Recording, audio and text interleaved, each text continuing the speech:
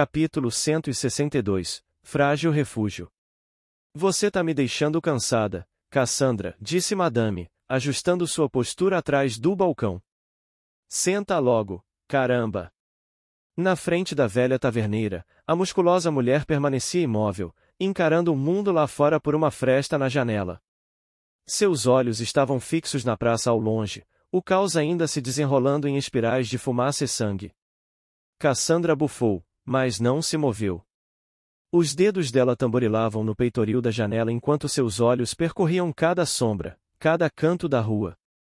A luz fraca que entrava iluminava apenas parte de seu rosto, mas era o suficiente para mostrar a expressão de frustração na rainha mercenária.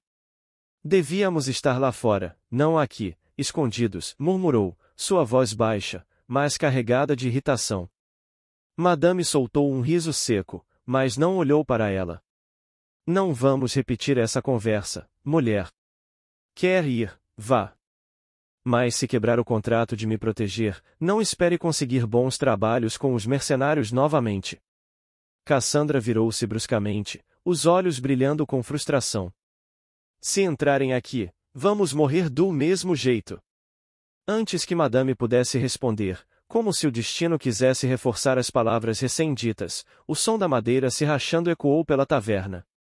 A porta foi arrebentada com um chute violento, batendo contra a parede com força suficiente para soltar lascas para todos os lados.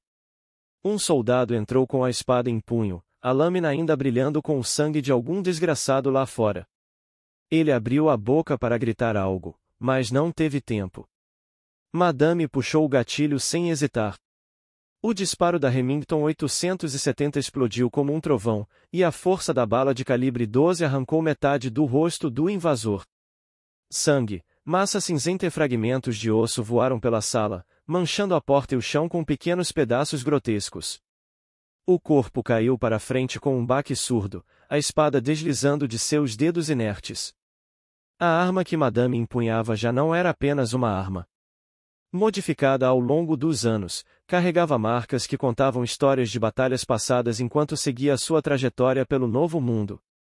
A coronha, feita de ferro misturado com madeira negra, era gravada com uma série de linhas delicadas, mais desgastadas pelo uso.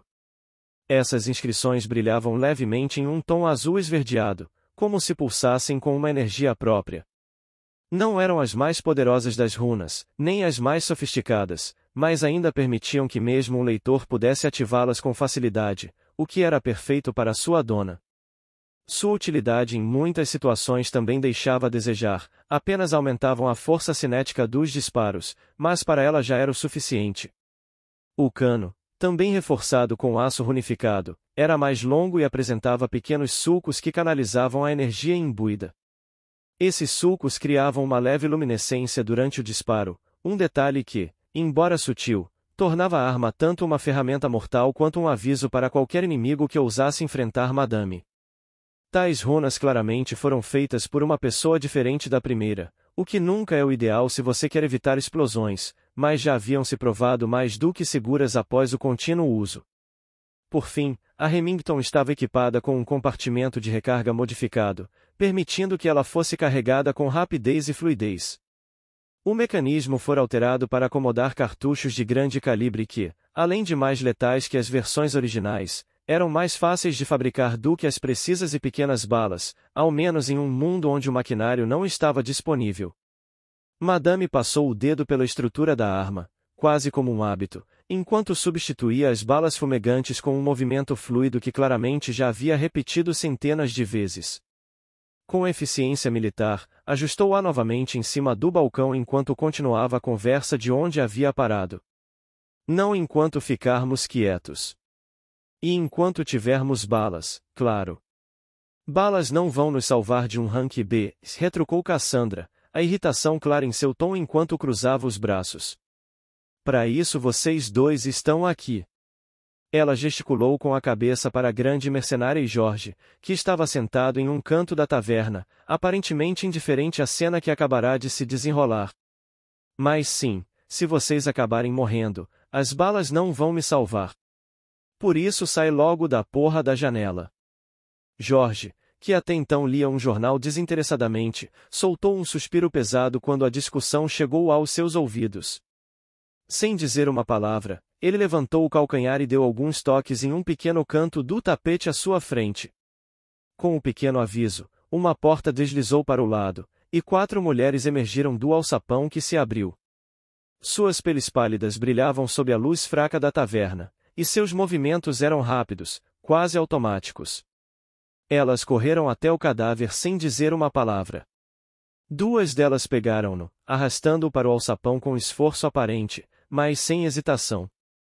As outras 2 se ajoelharam para limpar os restos espalhados pelos móveis. O cheiro acre invadiu o ambiente quando uma delas puxou um balde com água escura e começou a esfregar com força, como se quisesse apagar mais do que apenas a mancha.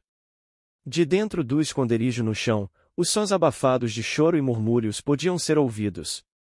Ali, escondidos no subsolo, estavam aqueles que não podiam lutar, crianças e seus familiares, incapacitados ou não aptos para a guerra. O porão não era grande, mas cada canto estava preenchido. Havia colchões improvisados, cobertores rasgados e pequenas luminárias de mana para manter a luz fraca e o ar minimamente respirável. As mães mantinham as crianças próximas, sussurrando palavras tranquilizadoras, mesmo quando elas mesmas tremiam. Alguns idosos, com rostos marcados pelo tempo e olhos cheios de resignação, sentavam-se em silêncio, observando a porta que levava à superfície como se esperassem a qualquer momento que ela fosse arrombada novamente. Um garoto, com não mais de 7 anos, segurava um brinquedo de madeira, o apertando com tanta força que seus dedos estavam brancos. Ao lado dele, uma menina um pouco mais velha segurava sua mão, tentando ser forte por ambos. O jornalista observava tudo isso com um peso evidente em seus olhos enquanto as mulheres terminavam de limpar o chão.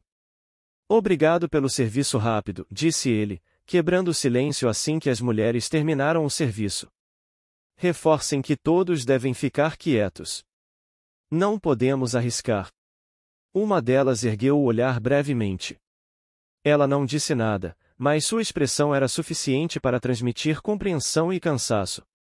Seus olhos ficaram marejados rapidamente, e com um breve aceno, desapareceu no alçapão com as outras. Antes de fechar a tampa, o homem olhou uma última vez para as pessoas escondidas lá embaixo. O garoto com o brinquedo ergueu os olhos, e por um instante, os 2 se encararam. Jorge balançou a cabeça em um gesto quase imperceptível, como se prometesse à criança que tudo ficaria bem. Por fim, puxou o tapete para cobrir a sala novamente, e, enquanto o fazia, sua expressão endureceu. Você acha mesmo que podemos sobreviver a isso dessa forma, madame? A taverneira não respondeu imediatamente. Ela olhou para o rifle em suas mãos, depois para o local onde o sangue seco estava 1 minuto atrás. Supostamente também somos puros. Só precisamos dizer que paramos na cidade para reabastecer as provisões. Ficamos presos no meio da guerra, só isso. Não estamos participando ativamente, então deve funcionar. Claro, desde que nenhum emocionado entre aqui atacando igual esses idiotas que têm vindo. Cassandra bufou novamente, finalmente afastando-se da janela com passos pesados. Isso é muito assim. Você sabe disso. O Ásia é o que temos. Então faz o que você faz de melhor e fica quieta. A taverna mergulhou em um silêncio profundo. Madame recostou-se no balcão com o gatilho da Remington ainda firme entre seus dedos. Apenas o som distante do campo de batalha preenchia o espaço, um lembrete constante de quão perto estavam da linha entre a vida e a morte. Cassandra se jogou em um dos bancos, mas não disse mais nada, enquanto Jorge voltava lentamente a ler o seu jornal.